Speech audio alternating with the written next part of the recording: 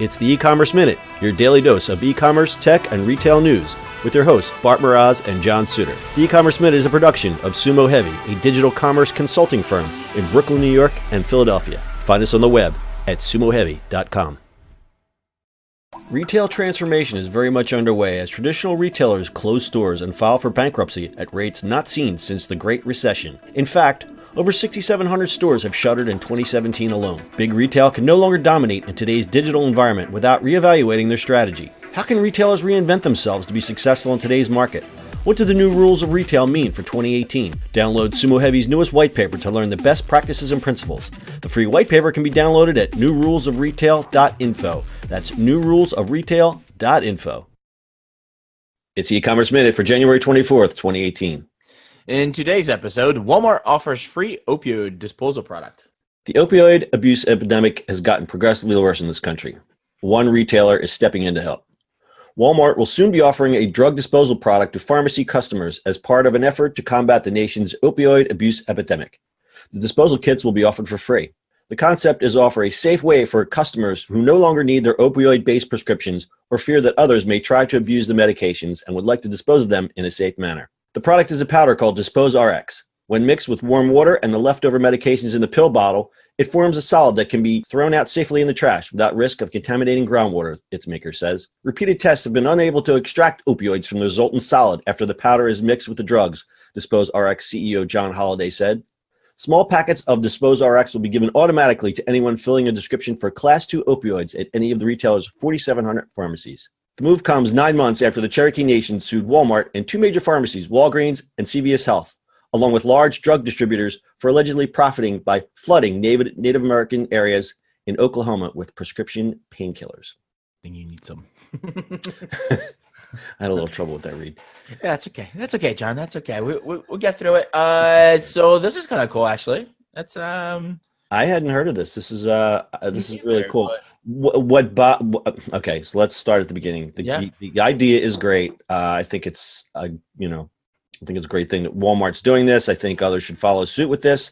What I don't like is that a company like Walmart only does this after they get sued.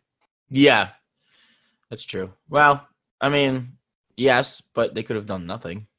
They could have done nothing, but and this is a kind of a sensitive subject for a lot of people, and I've had friends whose children have been affected by this, so it's really an insane thing that's going on in this country, and you think, oh, it can't happen to you, but it's really easy to get addicted to this stuff. Indeed, I've seen it. So it's not a fun. It's not fun or funny. There's nothing funny about it. I think this is a great step, but again, I look at it as like they only drugs are so like I get them for like I mean I've had pretty decent surgery 2 years ago and they gave me like it was no exaggeration like they gave me like 100 pills almost like I was like what am I gonna do with these like I took 3. Yeah, no, I literally took 3. I was like, I do not want to be on them. Like, it makes you fuzzy. It makes you like, I don't want to be on them. Yeah, I had some Percocet for a dental thing, and I took 3, and then the rest were. I was like, go on. Let's dump them. Like, it's just, I don't believe it. It's crazy.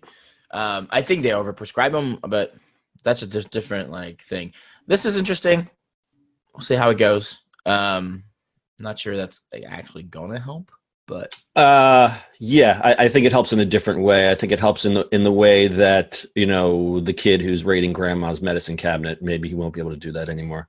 Right. I think we have a long way to go and a long, more broader discussion needs to be held about opioid abuse and prescription of said drugs. I think there's got to be a better way, and I don't know what the answer is. Yes. All right. Anything else on this cheery subject?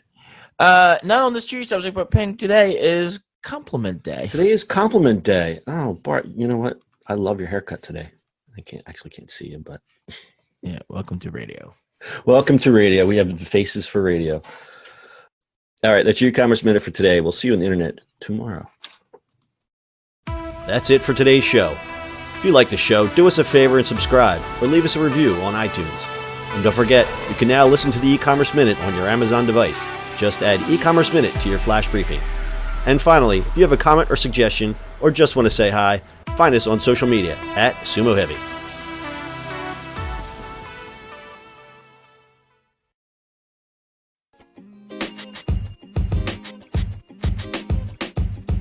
The podcast you just heard was recorded with Anchor. If you want to make your own, download the Android or iOS app completely free from anchor.fm/podcast. That's anchor.fm/podcast.